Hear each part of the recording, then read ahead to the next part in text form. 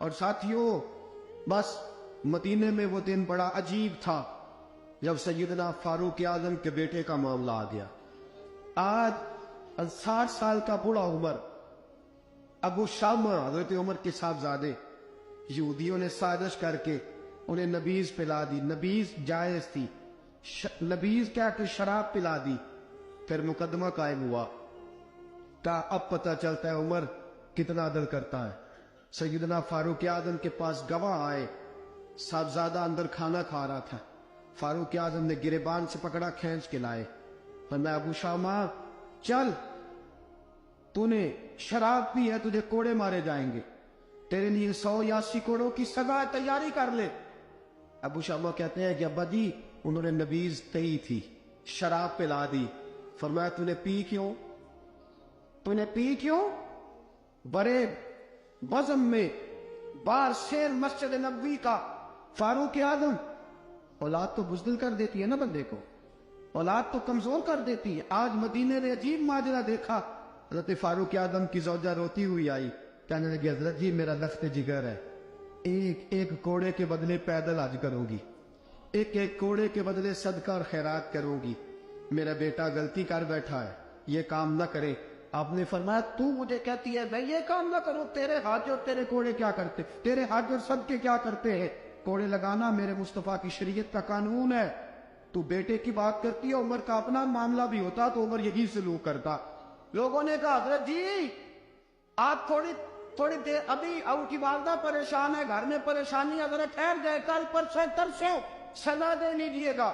فرمایا تمہیں یاد نہیں جب مدینے کی ایک بی بی نے چوری کر لی تھی اور میرے مصطفیٰ کی بارگاہ میں کہا گیا تھا حضور ذرا ٹھہر جائے، سزا نہ دے، تو حضور نے فرمایا تھا اگر فاطمہ بھی چوری کرتی تو ہاتھ کاٹ دیتا۔ تمہیں یاد نہیں نظر مصطفیٰ کے ٹکڑے کھانے والا ہوں، میں کیوں دیر کروں؟ اس نے گناہ کرنے میں دیر کی ہے جو سزا میں دیر کروں، برساؤ کوڑے۔ حضرت افلا نامی غلام، حضرت جی آپ کا لخت جگر ہے۔ فرمایا لخت جگر نہ دیکھ، مصطفیٰ کا قانون دیکھ، میرا بیٹا نہ دیکھ، مصطفیٰ کے قانون کا قیام ضروری ہے۔ اگر علی بیٹے کی قربانی دے سکتا ہے، اگر لوگ فاطمہ کے بیٹے کی قربانی یاد رکھیں گے تو تاریخ کبھی بھی عمر کے بیٹے کی قربانی نہیں بھولے گی۔ فرمایا غلطی سے ہو گیا یا جیسے بھی، اسے خیال کرنا چاہیے تھا، کوڑے لگاؤ۔ 80 کوڑے لگے تو بیٹے کی روح پرواز کر گئی۔ جب جوان بیٹا کسی کا، کوثر نیازی نے کہا تھا باپ کا جنازہ اٹھانا بڑا آسان پر بیٹوں کے جنازے اٹھانے بڑے مشکل ہیں۔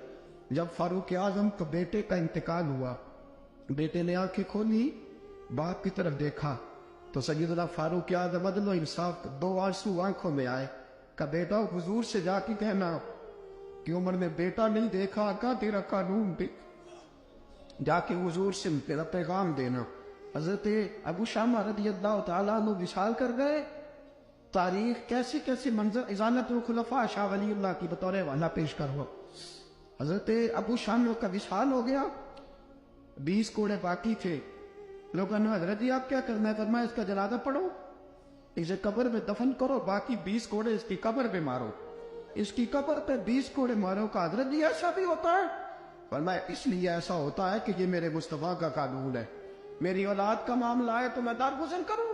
فرمایا مارو کوڑے۔ حضرت سیدنا حذیفہ بن یمان فرماتے فاروق اعظم بیٹے کی قبر پہ کھڑے تھے، داڑھی آنسوؤں سے بھری ہوئی تھی۔ میں دوڑا ہوا آیا، میں نے کہا عمر نہ رو، آج خواب رات تیرے بیٹے کا جنازہ تھا، جنازہ پڑھ کے سویا ہوں تو خواب میں مجھے رسول پاک کی زیارت نصیب ہوئی ہے۔ نبی پاک خواب میں تھے تو 2 سبز غلے تیرے بیٹے کو پہنا رکھے تھے اور رسول پاک کی بغل میں کھڑا تھا۔ حضور نے فرمایا عمر کو جا کے کہنا کہ تو نے بیٹا پاک کر کے بھیجا تھا، اللہ نے جنت کے سارے دروازے کھول دیے ہیں۔ اللہ نے عمر کو میرا سلام کہنا اور اسے کہنا عمر تیرا حدود اللہ قائم کرنا خدا کو بھی پسند ہے، مصطفیٰ کو بھی پسند۔ ساتھیو عمر انتقال کر گئے، 26 ذی الحجہ کو زخم لگا، یکم محرم کا دن، آج کا دن حضرت فاروق اعظم کو یاد رکھنا، لوگوں کو بتانا، دن بار عمر کی باتیں کرنا، خراج تحسین پیش کرنا۔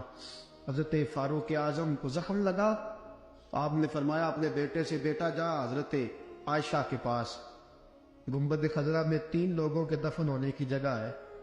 एक में अबू बकर दफन हो चुके, एक में रसूल पाक का मज़ार कुर्सी बन चुका, एक जगह खाली है।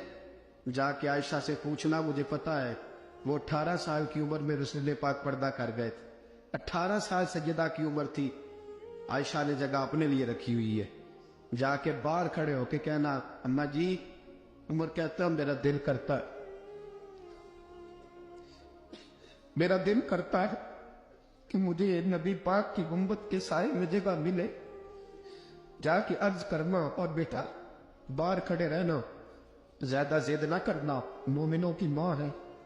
हजरत सैयदना अब्दुल्ला इब्न उमर के बाहर खड़ा था, दरवाजे के बाहर खड़े होके कहा कि उमर का बेटा हो। अम्मा जी, उमर फरमाती इजाजत दो तो दिल करता है नबी पाक के साथ लेट जाऊं।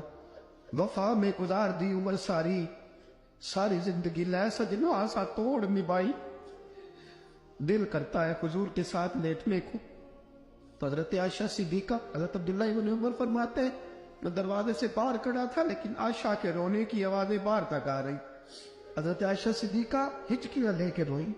सैयदा आयशा ने फरमाया, उमर से जाके कहना, उमर कोई कब्र की जगह किसी को नहीं देता, लेकिन उमर तूने वफा की तारीख बनाई है, उमर तूने कमाल कर दी है, उमर तूने हद कर दी है।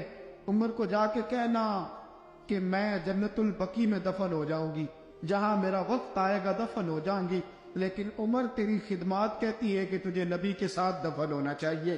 सैयदना अब्दुल्ला इब्न उमर फरमाते हैं कि जब दफन होने के पानी पर सैनियां रंगा रंग खड़े, तरे औसदा जानिए जिसदा तोड़ चढ़े।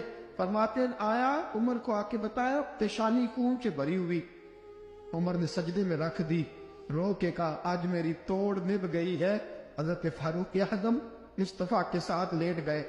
मेरे नबी ने फरमाया, उमर ना तुझे अपने पड़ोस में दफन करना हो, तूने अगर राय वफा में बेटे तक कुर्बान कर दिए है ना, तो कयामत तक जो मुझे सलाम करने आएगा तुझे भी सलाम करके जाए।